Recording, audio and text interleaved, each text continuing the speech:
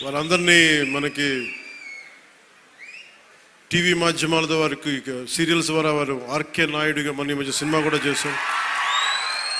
ఆయన అసలు పేరు సాగర్ అయినప్పటికీ కూడా ఆయన వేసిన క్యారెక్టర్ ఆర్కే నాయుడుగానే ఆయన ప్రసిద్ధి చెందారు. మనస్ఫూర్తిగా వారికి ప్రత్యేకించి తెలంగాణ నుంచి మీరు మనస్ఫూర్తిగా ఇక్కడికి వచ్చినందుకు నా హృదయపూర్వక ధన్యవాదాలు.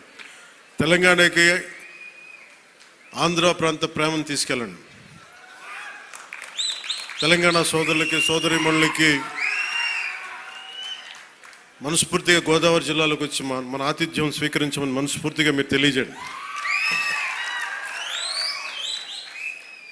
ఏదైనా కూలగొట్టేయడం చెడగొట్టేయడం చాలా తేలికమ్మా. ఒక పండగ చూస్తామంటే ఏం మాట్లాడాలనుకుంటామంటే ఒక పిడికిడు గింజలు పండించడం చాలా కష్టమైన పని. అదే పిడికిడికి ఒక చేతికి వచ్చిన పంటని నేల రాసేయడం చాలా తేలిక. ఒక అలయన్స్ని నిర్మించడం చాలా కష్టం.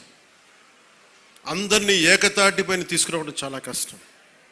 కేంద్ర నాయకత్వం దగ్గర నుంచి రాష్ట్ర నాయకత్వం ఎంత కష్టపడి పట్టుకెళ్తుంటే దాన్ని చెడగొట్టడం చాలా తేలిక, చాలా తేలిక.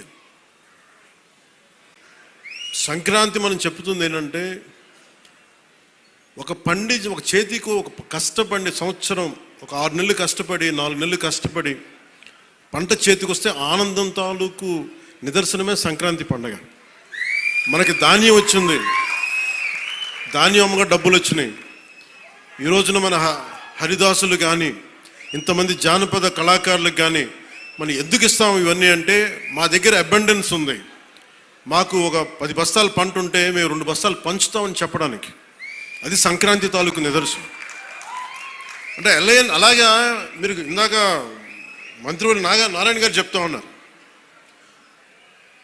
ఇంకా ప్రపంచంలో ఏ నియోజకవర్గం ఇంకెక్కడా రాదు అండ్ ఏది జరుగు ఇక్కడ కొబ్బరాకు పడ్డా కానీ పిఠాపురంలో చాలా దారుణం జరిగిపోయింది.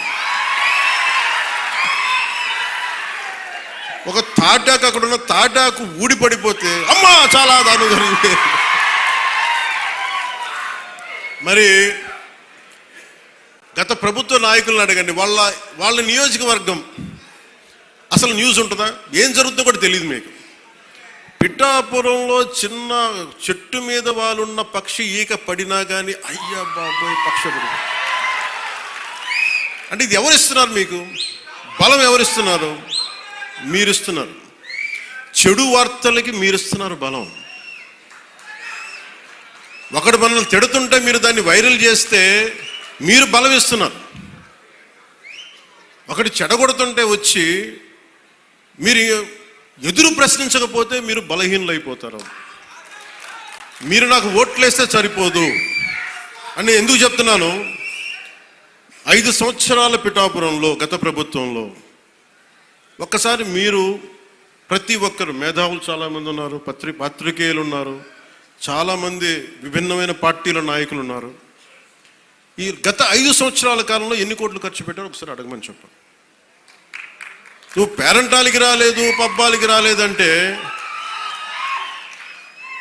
ఒక దేశం కోసం శ్రమించే వ్యక్తిని, ఇంత మందిని ఏకం చేసే వహించే వ్యక్తిని నాకు మీరు ఇవ్వాల్సింది మేము ఉన్నాం కాచుకుంటాను మిగతా వెళ్ళి పని చేయని చెప్తే కదా నాకు ఆనందం. అలా కాకుండా వచ్చి నేను వ్యవస్థని బలోపేతం చేయడానికి వచ్చాను. అంటే నా అవసరం లేని నిజమైన నాయకత్వం ఏంటి? నాయకుడు అవసరం లేకుండా పనులు జరిగిపోవాలి సింగపూర్ లాగా. అది కదా అభివృద్ధి అంటే. ఏ పని కావాలన్నా ఎమ్మెల్యే గారి ఇంటికి వెళ్తే కానీ పనులు అవ్వండి, అట్లా అంటే అది అభివృద్ధి కానట్టే కదా లెక్క. అంటే గత ప్రభుత్వంలో మీరు ఎంత ఖర్చు పెట్టారో ఒకసారి చూడండి. నేను గత ఏడాది 308 కోట్లతోటి పిఠాపురం అభివృద్ధికి మనం ఖర్చు పెట్టాం. మీరు చూడండి. అలాగే ఇప్పుడు 200, అది దాదాపు 60-70% పనులు అవుతున్నాయి, అయిపోయినాయి. ఇంకా 30% మిగిలినాయి. ప్రాబబ్లీ టార్గెట్ ఇచ్చింది మార్చికి అయిపోవాలి. ఇప్పుడు మనం 211 కోట్లతోటి అదనపు అభివృద్ధి కోసం మనం ముందుకు తీసుకెళ్తాం. అంటే ఇది 26 కోట్లతోటి ప్రారంభమైనవి, మన పని పూర్తయినవి, ప్రారంభోత్సవాలు చేశాం. మీరు అడగాల్సింది గత ప్రభుత్వ నాయకులను వచ్చి వాళ్ళు వారి పాలనలో ఏం చేశారని అడిగాను. వాళ్ళు తిమ్మేశారు అని చెప్పి నేను ఏం చెప్పాను, నా దగ్గర ఛానల్స్ లేవు. నేను లాస్ట్ టైం చెప్పాను.